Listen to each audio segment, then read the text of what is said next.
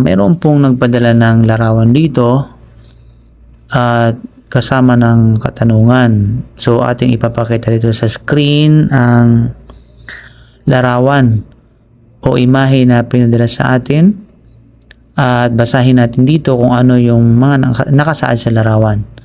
Sabi dito, did you know, narrated Abdullah bin Abbas, the Prophet Muhammad SAW prohibited to kill 4 creatures: ants, bees, hoopies, and sparrowhawks. Yan po yan. Sunan Abi Dawud, Hadith 5267. Okay, tapos ang tanong niya, ano ang katotohanan hinggil dito at ano ang mga paliwanag ng mga scholar tungkol dito? Okay, so bismillah, wassalatu wassalam ala Rasulullah wa ala alihi wa sahbihi ajmain wa ba'd. Assalamualaikum sa lahat ng ating mga taga-subaybay, mga ating mga followers, no? Binabati natin ang ating mga masusugid na mga followers sa ating Facebook page at maging sa ating TikTok account at sa ating YouTube channel. Okay? Yung sagutin natin, yung nakasulat sa larawan, kapatid, ay may pinagmulan sa sunnah, no? At sa kabuuan ay tama naman ang kahulugan, subalit may ilang detalye na mahalagang linawin upang maging tumpak ayon sa mga scholar ng hadith at saka fiqh. Tawag yung mga muhadithun at saka mga fuqaha. So na kung kaya totoo bang ipinagbawal ng Prophet Sallam ang pagpatay sa 4 na hayop na ito na nabanggit sa hadith?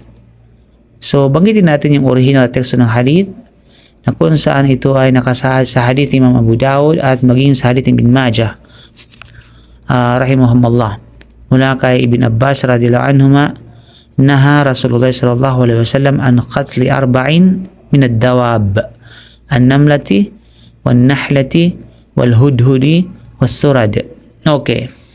Ipinagbawal ng sugo ng Allah sallallahu alaihi wasallam ang pagpatay sa 4 na uri ng nilalang: ang langgam, ang bubuyog, ang hudhud, yung hupi, hupo or hupi. Anyway, hupo or hupo. Hupo, at ang surad. Kaya ang pinagmula ng nasa larawan ay tunay na hadith at itinuring na sahih ng maraming muhaddithin kabilang si Sheikh Albani rahimahullah. By the way, ano ang surad? Kasi yung namlang, ibig sabihin yung langgam. Yung nahla, ibig sabihin yung bubuyog. Ang hudhud, yung hupo, no? Ang surad naman, ang ibig sabihin ng surad, maraming salin sa English ang nagsasabing ito ay sparrowhawk.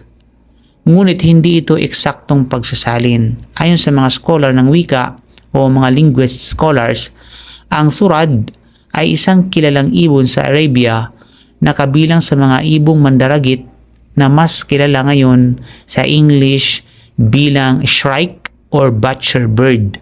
Okay? Shrike or butcher bird. Kaya ang pagsasaling sparrowhawk ay hindi laging eksakto. So ibig bang sabihin hindi na kailanman maaring patayin ng mga ito? Ang maaring maling pagkaunawa, may ilan na iniisip na bawal patayin ang kahit isang langgam o bubuyog sa anumang sitwasyon. Hindi ito ang ibig sabihin ng hadith. Si Imam Al-Khattabi rahimahullah ay nagsabi, ang pagbabawal ay kapag walang dahilan o pangangailangan. So kung ang hayop ay hindi nananakit at walang pinsalang dulot, hindi ito dapat patayin. Si Imam Nawawi rahimahullah ay nagsabi, pinaliwanag niya na ang mga hayop na ipinagbabawal patayin ay yaong hindi karaniwang nakapipinsala sa tao. Maging si Sheikh Uthaymin rahimahullah ay nagsabi, kung ang mga ito ay magdudulot ng tunay na pinsala, maaari silang patayin ayon sa antas ng pangangailangan. So paano ang mga langgam? So karaniwang hatol sa mga langgam, hindi basta-basta o hindi dapat basta-basta nasirain ng pugad o patayin ng mga langgam. Ngunit kung sinisira nila ang bahay, sinisira ang pagkain, nagdudulot ng matinding pinsala, pinahihintulutang alisin sila sa pinakamahinahong paraan. Paano naman ang mga bubuyog? Ang bubuyog ay may malaking pakinabang. Sinabi ng Allah sa Surah An-Nahl, yakhruju min butuniha sharabun mukhtalifun alwanuh fihi shifaa'un linnas. Di ba? Mula sa kanilang tiyan ay lumalabas ang inuming may iba't ibang kulay na may lunas para sa mga tao. Kaya nga yung honey may mga iba, yung pulot po cute, may mga iba't ibang kulay. May yellow, may golden, may black, no? Black honey, at anumang katulad nito.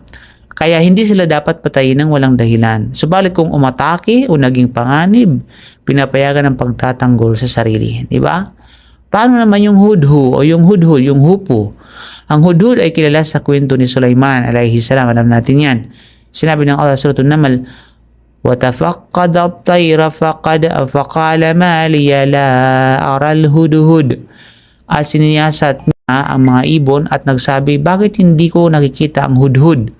Hindi ibig sabihin na banal ang ibong ito, kundi kabilang ito sa mga ibong ipinagbabawal patayin ng walang dahilan. Okay? Mahalaga ring malaman na may mga hayop namang iniutos o pinahintulutang patayin dahil sa pinsala nila. Sa hadith na Imam Al-Bukhari at saka Imam Muslim, khamsu minad dawabi kulluhunna fawasikun yuqtalna. Diba? Mayroon daw 5 mula sa mga hayop na ito na lahat sila ay fawasik. Diba? At yuqtalna ay pinapatay kasi nga ay fawasik. Fawasik, ang ibig sabihin ng fawasik ay hindi mabuti, no? Hindi nagbibigay ng kabutihan. Yun yung daga. Nabanggit yung daga, yung alakdan, yung scorpion, no? Yung uwak, mabangis na aso, at saranggula or kite bird. So ipinapakita nito na ang batayan sa Sharia ay hindi basta uri ng hayop, kundi kung ito ay kapaki-pakinabang, hindi nakapipinsala o mapanganib. Okay? Subalit, mayroong mga mahusay na aral sa hadith na ito, mga kapatid. Ang hadith na ito ay nagpapakita ng dakilang awa ng Islam sa mga hayop. Sinabi ng Prophet Sallam, fi kulli kabidin ratabatin ajrun, muttafaqun alay. Sa bawat nilalang na may buhay ay may gantimpala. Kaya ang Muslim ay hindi pinahihintulutang pumatay para lamang sa aliw, manakit ng hayop ng walang dahilan, o sirain ang buhay ng mga nilalang ng walang pangangailangan. Linaw? So ang hadith na sa larawan ay may tunay na pinagmulan at sa kabuuan ay tama. Ang 4 na binanggit ay ang namla, yung langgam, yung nahalla, bubuyog, yung hudhud, yung hupu, surad o shrike. Okay? Kaya ang pagbabawal ay hindi nangangahulugang bawal silang patayin sa lahat ng pagkakataon. Kapag may tunay na pinsala o na pangangailangan, pinahintulutang ng mga scholar ang pag-alis o pagpatay sa kanila ayon sa antas ng pangangailangan. Kaya ang pangunahing layunin ng hadith ay turuan ng mga Muslim ng rahma, ng awa, at paggalang sa buhay ng mga nilalang o sa buhay ng mga nilalang ng Allah subhanahu wa ta'ala. So, inshallah, ang natin natutunan. So, Allahu a'lam bisawab, kapatid. Assalamualaikum warahmatullahi wabarakatuh. Don't forget to share. Shukran.